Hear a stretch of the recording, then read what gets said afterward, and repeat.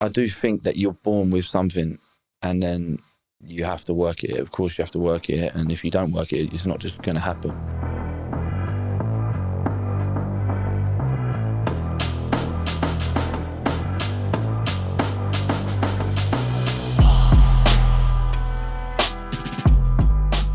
What specifically do you mean by you weren't ready? Like, what was the difference between you at 16 and then a couple of years later where you could look back and have that opinion of yourself? Well, I think I understood after coming back from Bolton what it actually meant. And what I mean by that is, I went to Bolton and there were players there, well, a lot of players, and the club really, and you can see what happened to them now, who needed to stay in the league. They needed to win. They needed to get the win bonuses to pay their mortgages. And there was a real togetherness at Bolton of everyone who understood that. And I'm thankful to them as well, because there's a lot of experienced pros there and who could have thought, who's this kid coming from Arsenal? You don't know what it means. But, they accepted me straight away. I played 14 games and I felt like I was really a big part of it. And then obviously I went back to Arsenal, and I carried that with me. Obviously there was different pressures at Arsenal, but I carried that winning mentality with me, knowing that when you cross that line on a Saturday, that's when it matters. That's when you have to produce. And yeah, of course you do everything in the week in training to prepare for that and make sure you're right. But actually what matters is the Saturday and getting the 3 points. So you've spoken about the things that I've obviously watched of you speaking about your early experiences at Arsenal. You tell a story about how one of your friends who was the masseuse gave you the info that some of the older players were unhappy that you were trying to make them in training, and that you were trying to say that, you should be playing ahead of them as a young 16-year-old. Was there ever a moment back then that you felt accepted by the players, and what sort of environment was that like to be in? Yeah, I think that was before I went to Bolton, because I was just training. Yeah, I think it might have been. Yeah, it was. It was when I remember it was like I was just training. I might have played a Carling Cup game or something. And I was, listen, I'm not that type of player who will try and make someone on purpose, but if it's there, then you're going to do it. And I remember one occasion as well, I played in an FA Cup game. I hadn't played in ages. I was 17 at the time. Played away at West Ham, Upton Park. And I got battered. Like, I was playing right wing.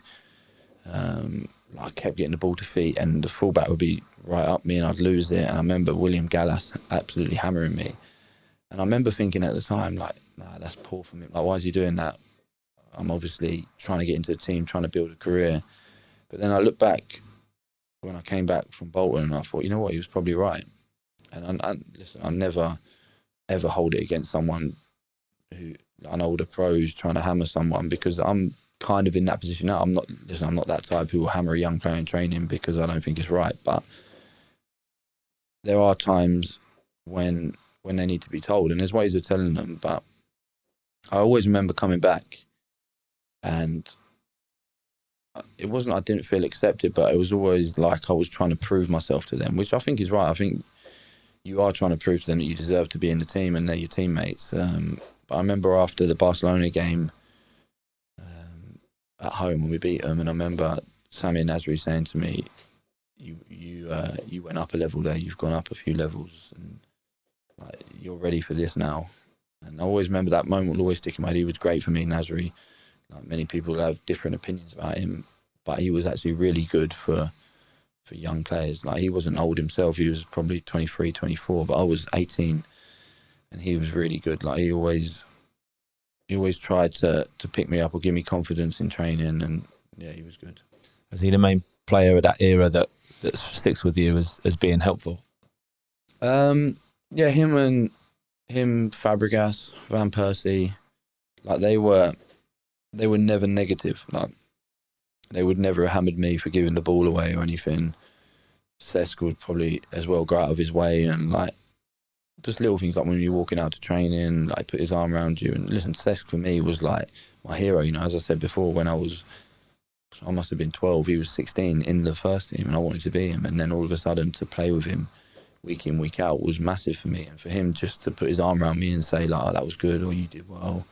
And he'd even do it like when I was sort of training with the first team and playing in the youth team, playing the youth cup, like he'd go out of his way and like put his arm around me and said, oh, I watched the game the other night, you were really good. And like that just gives you confidence. I'm interested to know, you now training this morning, how would you deal with a 16-year-old Jack Wilshere? How would you treat him? As I said, I'm not one, like I would never hammer one. Or you know what? Like I'm thinking today because we played against the young players.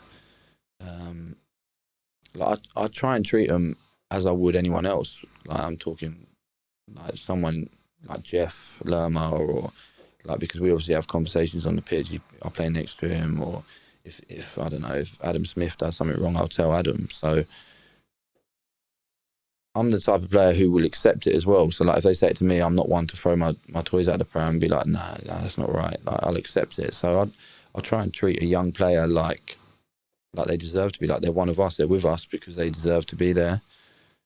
They're helping us, like they're helping us prepare for the weekend. So yeah, I try and treat them the same. And so moving on, obviously we'll speak a little bit about this Bolton loan that you went on that was, you reflect on being quite important for you. During that time leading up to it, you speak about pestering the manager to play more, and it ended up with you obviously going to Bolton. I know you've mentioned growing up there and realising about winning games and how important that was, but what were the long-lasting memories and and takeaways from that experience that you had?